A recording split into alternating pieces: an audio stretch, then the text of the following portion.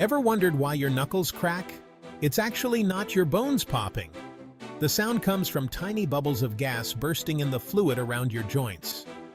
When you stretch or pull your joints, the pressure changes, causing these bubbles to collapse, creating that familiar pop.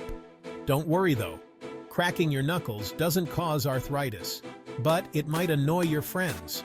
So next time you crack your knuckles, you're really just releasing some built-up gas. Cool, right?